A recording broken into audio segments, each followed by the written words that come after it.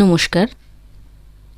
আজকের গল্প লেখক শ্রী জীবন ভৌমিক রচিত নিশি ডাক। ভূতের ভয় জিনিসটা আমার মধ্যে নেই বলেই হয়তো ভূত আমার কাছে অদ্ভুত। ভৌতিক ঘটনা অনেক শুনেছি, ভুতুড়ে বাড়ির কথাও শুনেছি, ভূতের গল্পও পড়েছি দেশ বিদেশের। কিন্তু এত স্বাদ থাকতেও জীবনে কোনোদিন ভূতের পাল্লায় পড়িনি। এমনকি নিশি ডাক বলে ব্যাপারটার অভিজ্ঞতাও কোনোদিন হয়নি। নিশি ডাক নিয়ে তো কম গপ্পগাছা নেই। কত মানুষের নাকি নিশি ডাক শোনার অভিজ্ঞতা হয়েছে। নিশি ডাকে সাড়া দিয়ে ভুতুড়ে মৃত্যুর কথাও শুনেছি। কিন্তু আমি জানি ব্যাপারটা আসলে একটা রোগ। যারা তথাকথিত নিশি ডাক শুনে বাইরে বেরিয়ে যায়, ঘুম চোখে মাঝরাত্রে বিছানা ছেড়ে রাস্তায় বেরিয়ে আসে, ইংরেজিতে তাদের বলে স্লিপ ওয়াকার। এ রোগের চিকিৎসাও আছে। মোট কথা, ভূত যে আসলে মনের বিভ্রম, নিশি ডাক যে এক প্রকার রোগ, এই ধরনের বিজ্ঞানসম্মত ধারণা নিয়েই আমার বয়স বেড়েছে। আমি জঙ্গলাকীর্ণ শ্মশান পথে একা একা ঘুরেছি। নির্জন শ্মশানে গিয়ে চিতার পোড়া কাঠ তুলে এনে বন্ধুদের দেখিয়েছি। আমার ভূতের ভয় হয়নি। ভূতের ভয় থাকলে সেদিন রাত দুপুরে আমার মাথার কাছে খোলা জানলা দিয়ে বিমলানন্দ বাবুর ডাক শুনে খালি হাতে বাইরে বেরিয়ে আসতে পারতাম না। যদিও বিমলানন্দবাবু আমার পরিচিত সজ্জন লোক, তবুও সেদিন রাতের ঝড় বৃষ্টি আবহাওয়ায় বিমলানন্দবাবুর ডাক নিশি ডাকের মতো মনে হওয়া স্বাভাবিক ছিল। চেনা জানা কণ্ঠস্বরেই নাকি ঘুম থেকে নিশি ডেকে নিয়ে যায়। আমার ওসবে বিশ্বাস নেই বলেই অগ্রপশ্চাৎ না ভেবে বেরিয়ে পড়েছিলাম। বেরিয়ে যে অভিজ্ঞতা হলো তা আমার জীবনে প্রথম। বলতে গেলে আমার মনোচিত্রের মানচিত্রখানাই বদলে দিয়েছে। সেদিন বাড়ি থেকে 7-8 কিলোমিটার দূর এক আত্মীয়ের বাড়ি বিয়ের নিমন্ত্রণ ছিল। রাত হয়ে গিয়েছিল বেশ। দিনকাল ভালো নয়, তাই গায়ে গয়না নিয়ে আমার স্ত্রী সেদিন বাড়ি ফিরতে চাইলেন না। ছেলেকে নিয়ে বিয়ে বাড়িতে রয়ে গেলেন। আমার নতুন বাড়ি খালি রাখা চলে না, তাই আমি একা ফিরে এসেছিলাম। রাত তখন 10:30। লোডশেডিং চলছিল। আকাশে মেঘ ডাকছিল আর সনসন বাতাস। বাড়িতে ঢুকতে না ঢুকতে বৃষ্টি আরম্ভ হল। চিমনি ল্যাম্প জ্বালিয়ে ঘরের জানলা খুলে দেবার সঙ্গে সঙ্গে বাইরের দমকা বাতাসে ল্যাম্প নিভে গেল। বিছানার সামনে জানলা দিয়ে ধেয়ে আসা বৃষ্টির ঝাপটায় বিছানা ভিজতে না ভিজতে জানলা বন্ধ করে দিল। ঘড়িতে ঢং ঢং করে 11টা বাজল। মশারি টাঙিয়ে শুয়ে পড়লাম। বাইরে তখন তুমুল বৃষ্টি আর মত্ত হাওয়ার দাপাদাপি। মাথার কাছে বন্ধ জানলাটায় বাতাস মাথা কুটছে। শব্দ হচ্ছে ঠক ঠক ঠক। কখন ঘুমিয়ে পড়েছিলাম জানি না। একসময় টের পেলাম মাথার কাছে জানলাটা খোলা। চোখ ফেরাতে না ফেরাতেই কানে বাজল পেটানো ঘড়ির শব্দ, ঢং ঢং, 2বার, মানে রাত 2টো। জানলার দিকে চোখ যেতে টের পেলাম বৃষ্টি ধরেছে, হাওয়া বইছে সনসন। কিন্তু জানলাটা খোলা কেন? আমি তো ছিটকিনি নিয়ে এটে বন্ধ করে দিয়েছিলাম, নাকি মাঝে একবার উঠে জানলা খুলে বৃষ্টির খবর নিয়েছিলাম? মনে করতে পারলাম না। মনে পড়ছে জানলা বন্ধ করেছিলাম। খুলল কে? বালিশের নিচে রাখা টর্চটা হাতের মুঠোয় ধরে জ্বালাতে গিয়ে দেখলাম জ্বলছে না, ব্যাটারি ফুরিয়েছে। 2বার ঝাঁকানি দিতে একটু আলো পেলাম, আর ঠিক সেই সময় শুনতে পেলাম জানলার বাইরে থেকে আমার নাম ধরে অস্বাভাবিক নিচু অথচ পরিষ্কার গলায় কে যেন বলল, বিজনবাবু, একবার বাইরে আসবেন এক্ষুনি। কে? আমি লাফিয়ে উঠে বসে মশারির ভিতর থেকেই টর্চের আলো ফেললাম। টর্চের মরা আলোতেও জানলার শিখে মুখ লাগানো বিমলানন্দ বাবুকে চিনতে আমার অসুবিধে হলো না। আমি বেহালা ঠাকুরপুকুর অঞ্চলে নিজের বাড়ি করে এসেছি বছর 2 হলো। বিমলানন্দ বাবুর সঙ্গেই আমার প্রথম আলাপ। পরস্পরের মধ্যে একটা বন্ধুত্বের সম্পর্কও গড়ে উঠেছে। বিমলানন্দবাবু একজন স্কুল শিক্ষক, কয়েক মাস হলো রিটায়ার করেছেন। তাঁর একটিমাত্র ছেলে, নাম সুবীর। বিমলানন্দবাবুর স্ত্রী মারা গেছেন বছর 4 হলো। ছেলেটাকে নিয়ে ভদ্রলোক মোটেই শান্তিতে নেই। লেখাপড়া করল না, আজে বাজে ছেলের সঙ্গে মিশে নষ্ট হয়ে গেছে। বিমলানন্দবাবুর মতো একজন সজ্জন শিক্ষকের এরকম মস্তান ছেলে কেউ কল্পনাও করতে পারে না। কিন্তু সবই ভবিতক। যাই হোক, এই দুর্যোগের রাত্রে বিমলানন্দবাবুকে আচমকা শিয়রের কাছে দেখে আমি যে একটু হতচকিত হয়ে গিয়েছিলাম সে বিষয়ে সন্দেহ নেই। এমনকি অস্বীকার করব না, এই সময় আমার মনে নিশিডাকের কথাও এসেছিল।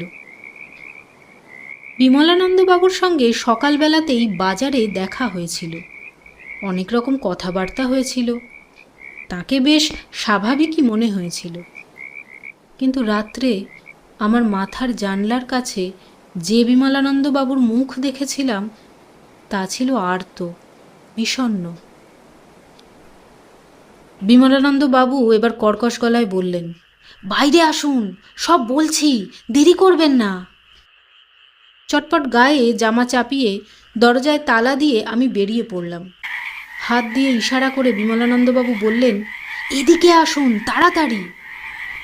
তার পরনে লুঙ্গি, গায়ে গেঞ্জি। বিমলানন্দবাবু বেশ কিছুটা এগিয়ে গেছেন পুকুর পাড়ের রাস্তা ধরে। আমি বলি, আরে মশাই, ব্যাপারটা আগে বলবেন তো। বিমলানন্দবাবু জবাব দেন, আসুন তাড়াতাড়ি, আমার ছেলেটাকে ওরা খুন করার জন্যে ধরে নিয়ে গেছে। এ পাড়ায় সব কাপুরুষের বাস, এ সময় ডাকলে কেউ সাড়া দেবে না, তাই আপনার কাছে এলুম। আপনাকে আমি চিনি তো। আমাদের বাড়ি ছাড়িয়ে পুকুর পেরিয়ে গাবতলা বাগানের দিকে ছুটতে ছুটতে কথাগুলো বললেন বিমলানন্দবাবু। আমি ছুটছি তার পেছন পেছন। খুন করার জন্য তার ছেলেকে কারা ধরে নিয়ে গেছে, অথচ ভদ্রলোক বাইরে পাড়া না জাগিয়ে চুপি চুপি শুধু আমাকে এই রাত দুপুরে কোথায় নিয়ে চললেন। নিশিডাক ব্যাপারটা আমার মনে এলো, কিন্তু আমার চোখে তো তন্দ্রার লেশমাত্র নেই। 100% জেগে আছি। সম্পূর্ণ জ্ঞানতই আমি বিমলানন্দবাবুর বিপদে সাহায্য করতে চলেছি। নিশি ডাক ফাঁক সব বাজে। গাবতলা বাগানের কাছে এসে দেখি তিনি নেই। আশ্চর্য, বিমলানন্দবাবু চকিতে কোথায় লুকিয়ে পড়লেন? গাবতলা বাগানটার কুখ্যাতি আছে, একসময় নাকি ওখানে অনেক খুনটুন হয়েছিল। দিনের বেলাতেও কেউ ওই বাগানে ঢোকে না। এমন জায়গার সামনে এনে তিনি পালিয়ে গেলেন কেন? কোনো কুমতলব নেই তো? কার মনে যে কি আছে বলা যায় না। আমি নিজেকে ঠিক নিরাপদ মনে করতে পারছিলাম না। ঘরে ফিরে যাবার জন্য মনস্থির করলাম, এবং তার আগে একবার আমি বিমলানন্দবাবুর নাম ধরে জোরে ডাকলাম। তার কোনো সাড়া পেলাম না। কিন্তু আমার ডাকের সঙ্গে সঙ্গে বাগানের ভেতর থেকে দূরদার শব্দে কাদের যেন ছুটে চলে যাবার শব্দ পেলাম। কে? কারা পালায়? এই কথা বলতে বলতে আমি বাগানের ভেতর ছুটে যাই। আবছা আলোতে দেখি একটা গাছের সঙ্গে দড়ি দিয়ে বাঁধা একটা লোক। চারিদিকটা একবার দেখে নিলাম। বাগানের এক প্রান্ত থেকে একদল শিয়াল ডেকে উঠল।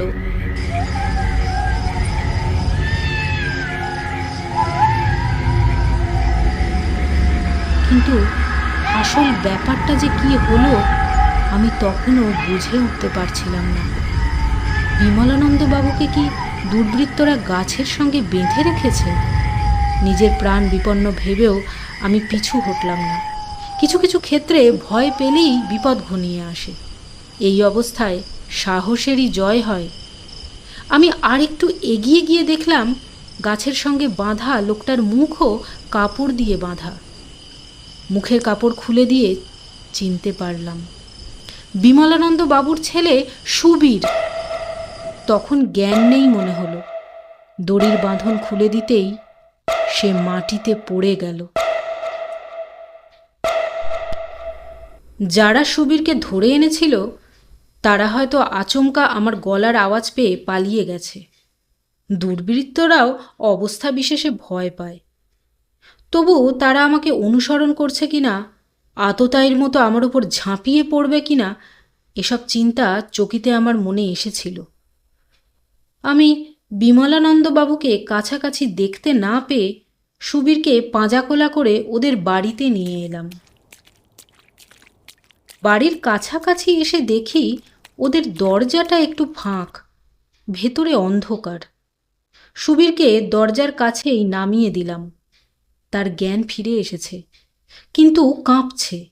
সে বলল, আমাকে খতম করতে এসে বাবাকে ওরা মেরে ফেলল, আমি এর বদলা নেব বলে খুব জোরে চিৎকার করে উঠল সুবীর। সুবীরের ওই চিৎকার শুনে কাছাকাছি বাড়ির জানলা ফাঁক হলো, আলো জ্বলল। দু চারজন বেরিয়েও এলো। সুবীর তখন ডুকরে ডুকরে কাঁদছে। আমি বললাম, তোমার বাবার কিছু হয়নি, তুমি কেঁদো না। তোমার বাবাই তো আমাকে ঘুম থেকে ডেকে তুলে আনলেন। তিনি আমাকে ডেকে না আনলে ওদের হাত থেকে তোমাকে বাঁচানো যেত না। বিস্ময় আর আতঙ্ক ভরা চোখে সুবীর আমার দিকে কিছুক্ষণ তাকিয়ে থেকে বলল, এসব কি বলছেন আপনি? আমি বললাম, ঠিকই বলছি। আমাকে বাগানে পৌঁছে দিয়েই তোমার বাবা হয়তো খুনিদের ভয়ে লুকিয়ে পড়েছেন। তিনি নিশ্চয়ই আসবেন। তুমি এখন ভেতরে চলো। সুবীর যাবে কি? সে উঠতেই পারছে না, ওর মাথা টলছে। ওকে আবার বসিয়ে দিলাম। সে বলল, বাবা আপনাকে কি করে ডেকে আনবে? আমি কি তোকে স্বপ্ন দেখেছি? ওরা দরজা ভেঙে ঘরে ঢুকে আমাকে টেনে নিয়ে যাচ্ছিল। বাবা বাধা দিতে ওদের মধ্যে একজন বাবার মাথায় ভোজালির কোপ বসিয়ে দিল। আমার চোখের সামনে বাবা লুটিয়ে পড়ল, রক্তে ঘর ভেসে গেল। উফ! সুবীর আর কিছু বলতে পারে না, অজ্ঞান হয়ে যায়। আমার মাথায় সব তালগোল পাকিয়ে যাচ্ছিল। মনের মধ্যে বিমলানন্দবাবুর রহস্যটা জট পাকিয়ে যাচ্ছিল। এই সময় পাড়ার একজন বলল, এখনই পুলিশে খবর দেওয়া দরকার। আরেকজন বলল, সুবীরের কথা কিছু বোঝা যাচ্ছে না। বিজনবাবু বলছেন যে কিছুক্ষণ আগে বিমলানন্দবাবুই তাকে ডেকে এনেছেন। আমি বললাম, আপনারাই বলুন, বিমলানন্দবাবু না ডেকে নিয়ে এলে আমি রাত 2টোয় গাবতলা বাগানে যাব কি করতে? একজন বললে, ঠিক আছে, ওসব কথা থাক, আপনি ঘরে ঢুকে আলোটা জ্বেলে একবার দেখুন না। আমি বারান্দা দিয়ে হেঁটে ঘরে গেলাম। চৌকাঠের কাছে কি পড়েছিল, ধাক্কা খেয়ে পড়তে পড়তে সামলে নিলাম। আলো জ্বালিয়ে দেখি চাপ চাপ রক্তে ঘর ভেসে যাচ্ছে। তার মধ্যে বিমলানন্দবাবুর মৃতদেহ পড়ে আছে। পরনে তার সেই লুঙ্গি আর গেঞ্জি। সুবীরের কথাই ঠিক, কিন্তু আমার ঘরের জানলা খুলে আমাকে গাবতলা বাগানে ডেকে নিয়ে গেল কে?